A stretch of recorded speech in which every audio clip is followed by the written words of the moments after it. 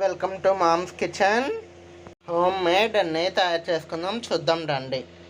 20 days నుంచి పెరుగు మీద మేగడ తీసి పెట్టాం. ఇదైతే మిక్సీ పట్టుకోవాలి.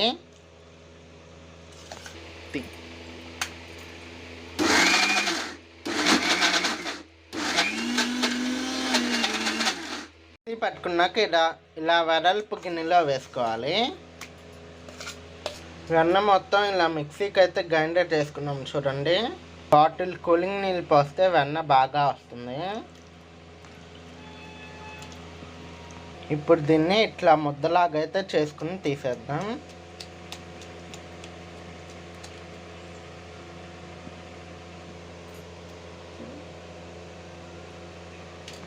ఇలా మొత్తం తీసుకున్నాక సన్న మంట మీద పొయ్యి మీద పెడదాం.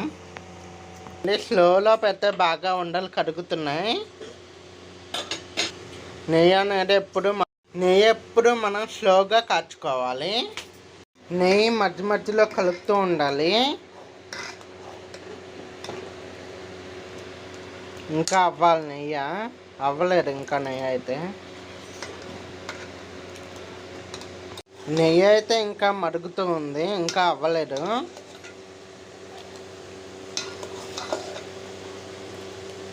అయిపోయింది. చల్లడాకి ఇలా వడకొట్టుకోవాలి.